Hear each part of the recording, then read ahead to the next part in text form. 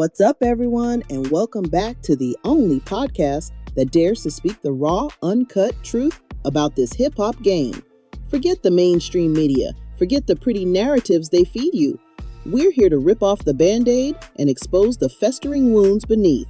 Today, we're diving headfirst into a story that's been festering for decades, a story of betrayal, loyalty, and the cold, hard truth about what really went down in the West Coast gangsta rap scene.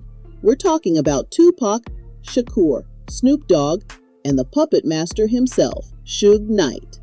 And let me tell you, what you thought you knew, that's just the tip of the iceberg, a carefully constructed lie to keep you docile. It's time to wake the F up. For years, the streets whispered, the fans debated, and the media spun their tired theories about who pulled the trigger on Tupac. But while everyone was looking for some shadowy figure, Snoop Dogg, the Dogfather himself, pointed the finger at the man who was right there, the man driving the car that night, Marion Suge Knight, the most feared figure in all of hip-hop, a man who, according to Snoop, put all their lives in jeopardy. "You don't care about Pac," Snoop said, confronting Suge face to face.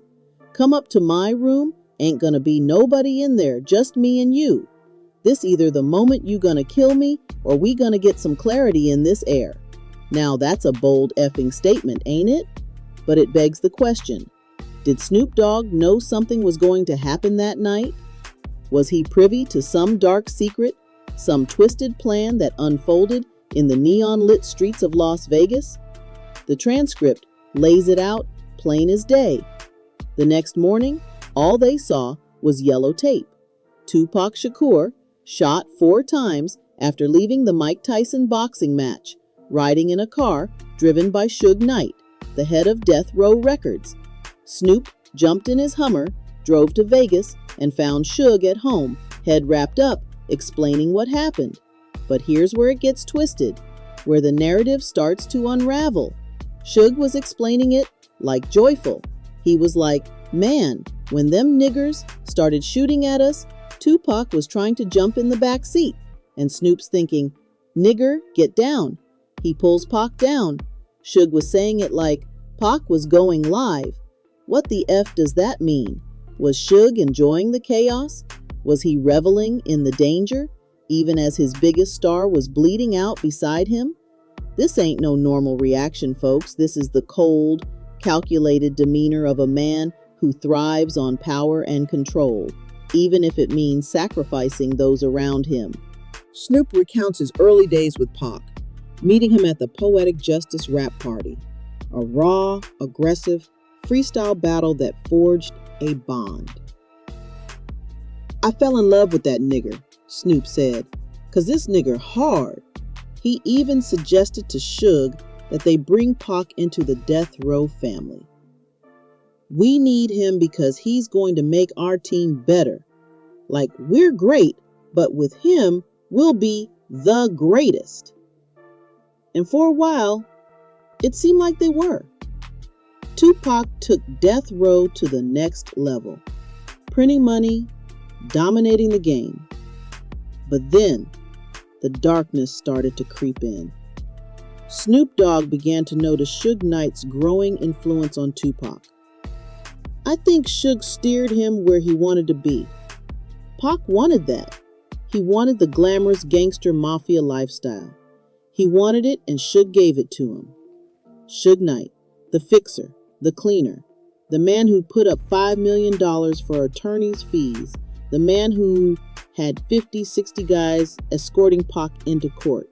He was the one who knew what to do when something was wrong. But at what cost? Snoop saw the shift in Pac, the spirit of animosity, revenge, retaliation. Tupac accused Puff Daddy and Notorious B.I.G. of involvement in his New York shooting. Pac was like, "Look, I go to New York, I go to the studio, these niggers set me up and shot me, period." And Snoop, ever the loyal soldier, said, "Well, shit, you with us. Your friends is my friends. Your enemies are my enemies." But even then, Snoop had a gut feeling. I never felt like they had something to do with it because it just didn't feel right. They was his friends at the time. This is where the East Coast, West Coast beef truly ignited, fueled by Suge's insatiable thirst for power and Pac's burning desire for vengeance. Niggers shot me 5 times. I came out of jail and sold 5 million. Them niggers can't fuck with us. That's how we do it. You know the players is on the west side. Fuck that peace shit. I ain't even trying to make peace. Fuck them all. This wasn't just music anymore. It was a declaration of war. Vibe magazine, with Puff and Biggie on the cover, emblazoned with East versus West. The niggers in the hood didn't read articles. They just saw East versus West, and it was on. They were checking to see who could win in a physical confrontation, whose camps could win. We got strength in numbers. We already run the streets out here. All these suckers, they battling off of East and West like this is a game. This ain't no game. But it was a game. A deadly one, orchestrated by the likes of Suge Knight. And it escalated beyond just Tupac and Biggie. Gang violence erupted in Los Angeles, a bloodbath that left men dead and wounded. Some of our shootings may be in retaliation for the events that happened in Las Vegas. The East-West thing, according to Snoop, wasn't his problem. If it's personal, it needs to stay personal, and y'all need to deal with it and handle it if it's a problem, and handle it and keep it out of our faces. But Suge, he loved that chaos. He thrived on it. Then came the ultimate provocation, Tupac's diss track, insinuating he slept with Biggie's wife. Snoop's reaction? Cuz, I ain't really feeling that, cuz. He thought Pac took it too far. But Suge, he was probably grinning from ear to ear. We want to make sure we mash they ass like we did Biggie. You see that nigga? Quiet as a fucking church mouse. And Pac, consumed by revenge, declared, "There is no mercy in my heart. If you're gonna act like you a gangster or a G or the king of New York, I'ma expect that. And when you don't come through, then I'm gonna crush your empire." Just a few days later, Snoop's worst fears became a brutal reality. Tupac Shakur, in critical condition, surrounded by friends and family, hoping for a recovery. But when Snoop went to see him, he wasn't moving, he wasn't talking, he wasn't breathing on his own. His mama pulled Snoop aside, telling him to be strong. Snoop, heartbroken, just talked to Pac, whispering in his ear. It was some other shit, cuz. Then as soon as I walked out of there, I went in the bathroom and I threw up. He thought Pac was Superman, that he'd pull through. That shit broke my heart. While Snoop grieved, Suge Knight was sent to prison for violating his parole.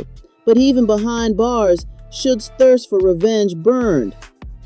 When Tupac got shot, my main concern was keeping the family together. There's no time to be weak. There's no time to feel bad or sorry for nobody's self. If there's something need to be done, something need to be done. This is the mentality of a true sociopath, a man who sees death and destruction as opportunities for consolidation of power. No. So either you gonna tell us where the guns are or we gonna put your family through hell. This is the kind of fucked up situation that breaks a man, that makes him question everything. Snoop, a father, a husband, had to make a choice. He gave them a few guns, saved his family, but it broke his spirit. He had to fire all his security, leaving him vulnerable. With no guns in my life and niggas wanted to kill me, it broke me, man. It broke my spirit. When my murder case, Tupac get killed, Death Row want to kill me, that's all in the same year. This is the weight of the world on one man's shoulders. The realization that the very pen that wrote their rhymes, the very words that fueled their rise, also paved the way for their demise. Our pen is what we was writing. I hope I live to see 21 and blah, blah, this and that. And I know I ain't gonna make it. And death around the corner and I'm ready to die. That's the era we come from to prepare ourselves for death. And it just made me feel like my pen created this. But Snoop had a wife, a baby, a life to live. He wanted to live. And that's why he had to face Suge Knight one last time. In Vegas, Snoop's security immediately on Suge. Doggy dog, man, tell this nigga I ain't tripping, man. Tell this nigga to kick back. Snoop's response? All right, nigga, check it out. You know where I'm at. The temperature, hot. Snoop had to tell his own crew to stand down to let him handle it. Let me holler. This ain't just a story about rap beef, folks. This is a story about the dark underbelly of the music industry, about the price of fame, the cost of loyalty, and the relentless pursuit of power. Suge Knight, a man who built an empire on fear and intimidation, a man who, even from behind bars, continues to stir the pot and throw accusations. And Snoop Dogg, a man who survived the storm, who walked away from the chaos, but not without scars. The legacy of Tupac Shakur, a brilliant artist caught in the crossfire, continues to haunt the hip-hop world. And the truth? It's still out there, waiting to be fully uncovered. Stay tuned because we're just getting started. So, this is what I do. I say, when I finish with this little woo-wop I'm with, I'm going to have my folks come down here and tell you what room I'm in. And then when you come up to my room, ain't going to be nobody in there. Just me and you. This either the moment you going to kill me or we going to get some clarity in this air. That's the kind of raw, unfiltered confrontation that defines this era. A showdown between two titans of the West Coast, one fighting for his life, the other for his twisted vision of loyalty. And that, my friends, is the real story. Not the sanitized version they feed you on the radio, not the watered-down documentaries that gloss over the ugly truth. This is the raw, unadulterated reality of what happens when ambition, ego, and violence collide in the cutthroat world of hip-hop.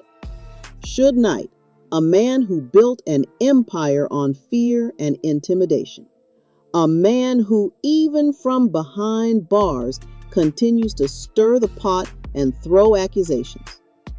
And Snoop Dogg, a man who survived the storm, who walked away from the chaos, but not without scars.